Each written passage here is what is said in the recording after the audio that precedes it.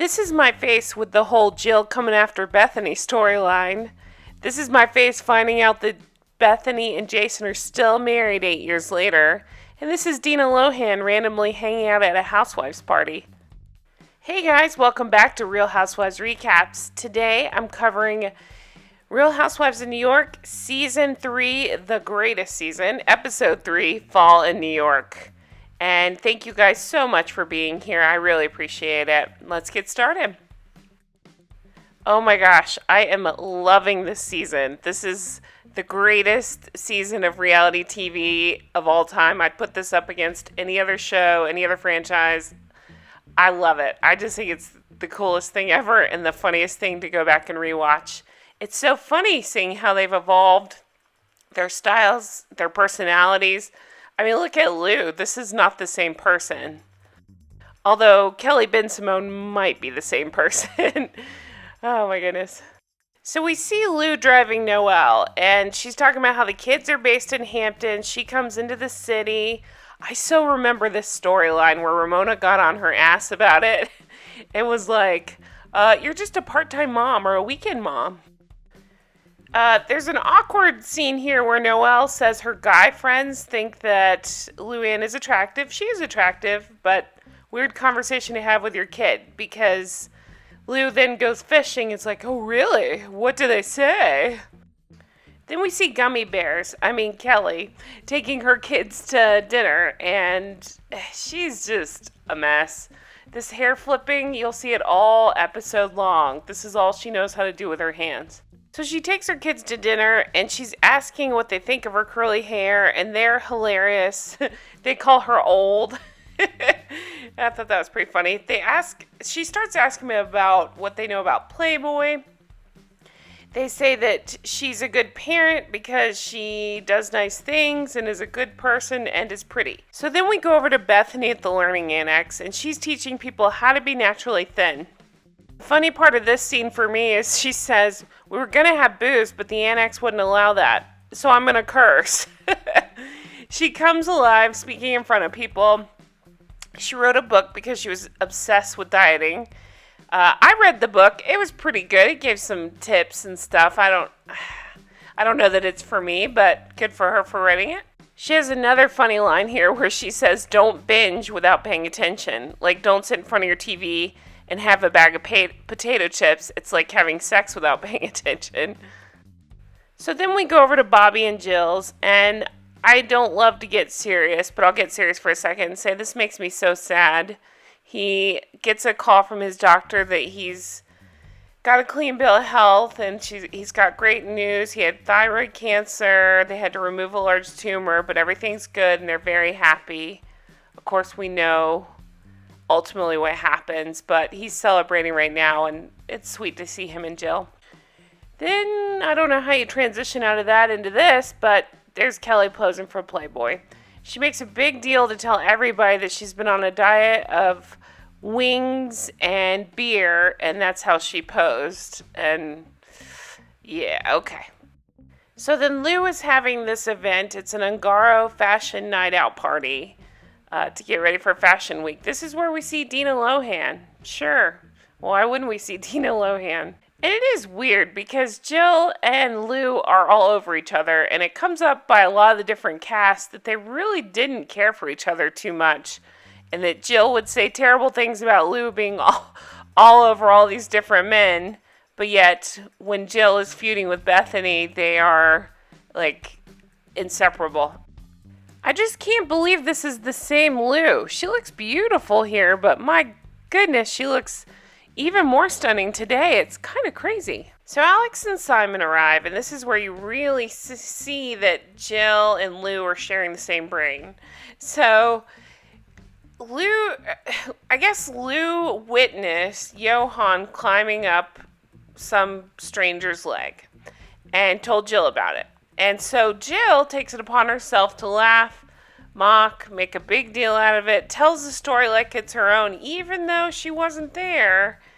And she says you might want to put a chapter in your parenting book about what to do when kids climb up people's legs. Alex says to camera, I do have a chapter called Don't Listen to the Well-Meaning Morons. Alex gives some great facial expressions. I love her. I actually miss her on the show. And by the way, these are those earrings that Simon absolutely freaked the F out about trying to surprise her with. Do you remember that? Where everybody thought maybe he was abusing her because he was so mean about it? So Jill wants to find out more gossip about what went down at Ramona's over Labor Day party. Alex explains that Ramona was having her moment and said she really wanted Alex to stay. And Lou says, "Are you on our team or what?" Kelly's like, "We don't have teams." Kelly's on her own planet. She has no idea what's going on. Alex says, "I think at the moment I'm the one who's friends with everybody." Lou rolls her eyes. So they kind of just put pieces together for this episode because then all of a sudden we're at Jill's house and she's got this psychic that she really likes and she wants to bring Lou over to have a reading since Lou is going through this divorce. And again, I invite you, look at this outfit. Look at this blazer. It's so funny.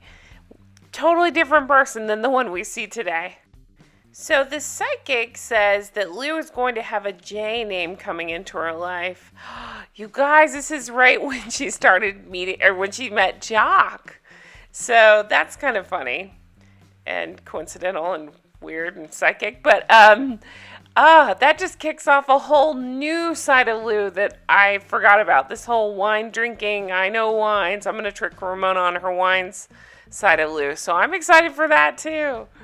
Too bad the psychic couldn't warn her to stay the hell away from Tom. Meanwhile, Jill sure does like the spotlight. She needs the attention back on her, so what does she do? She plays Bethenny's voicemail that she's been holding on to for 3 months. Man, it's fun being the viewer to all this, knowing what's going to happen and how spectacularly it's going to fail and backfire on her. Jill basically explains that she feels like Bethenny cleared out their friendship bank account. And that's how that ends. Then we go over to Bethenny and Jason. Isn't it weird seeing them like this? I only know him as this awful guy behind the scenes from all the stuff she's talked about and all the terrible things they've done to each other. But they look in love here, and it's happy times. And so it's his birthday. They go back to where they met at this club, and they reenact how they met. And it's so cute before it's not. But doesn't this guy look like Joe Gorga? Isn't that funny? So that's one of his friends. She's ragging on his friends. She brings out a cake. It's romantic. They're hugging. They're loving. Too bad things went to shit. We go over to RHONY, and isn't it funny? Do you remember they used to always talk about, I don't know if I'm saying that right, RHONY. But anyway, they used to talk about that in a lot of episodes. I remember Sonja talking about RHONY a lot. But it's this tennis event. If you don't remember or don't care, Mario was nationally ranked. They made a big deal about this. We see Ramona with one of her many renewals thinking she looks like Cameron Diaz, and she talks to Jill. Jill shows up and they talk about Mario, and Jill basically says, "Why don't you just apologize?" And they do that thing where they just say, "It is what it is, Jill," and Jill says Mario's an ass and nothing gets resolved. It was a shitty thing for Mario to say, and he should apologize.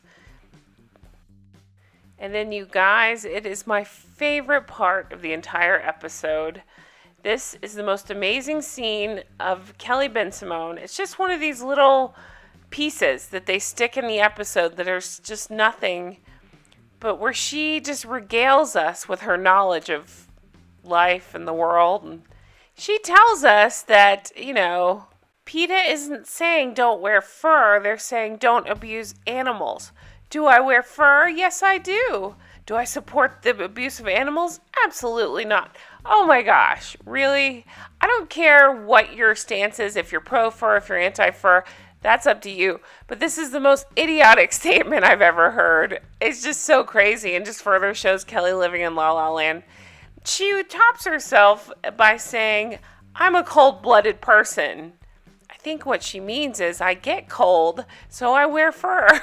Oh my gosh. So then we get to see Kelly's apartment, and really not much happens here, but I love seeing the real estate, so I wanted to show you Kelly's apartment. So Jill comes over, and there's a huge horse right in the middle of the living room, because sure, why not? And she basically makes Jill get up on top of the damn thing. She keeps talking about it.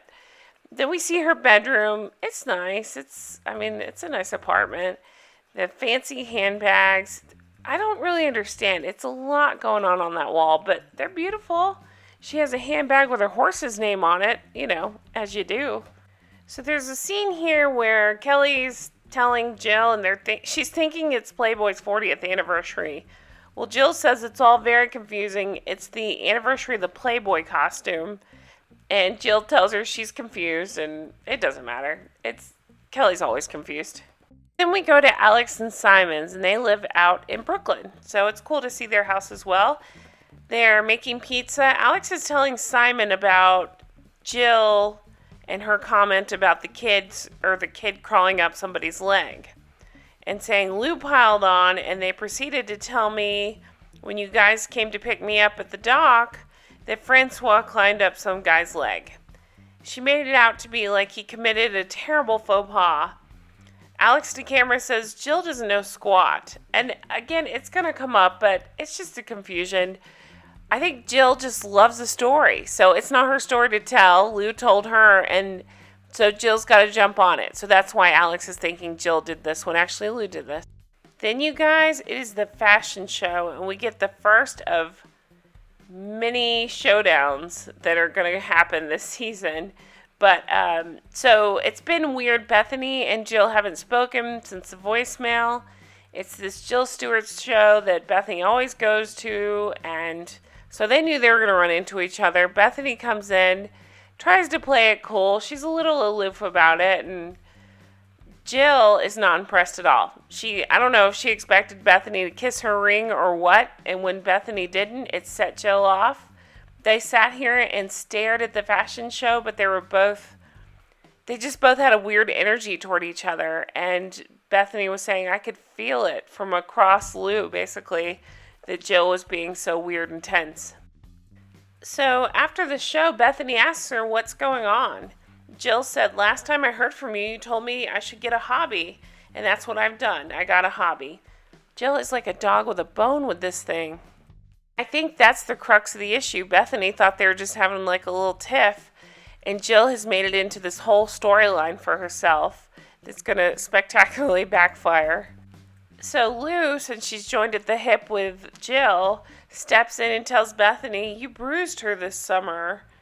So Lou puts in her 2 cents about the quote-unquote obnoxious message that Bethenny left. So Bethenny, it clicks that she's heard it and says, what is she doing playing a private message 3 months ago?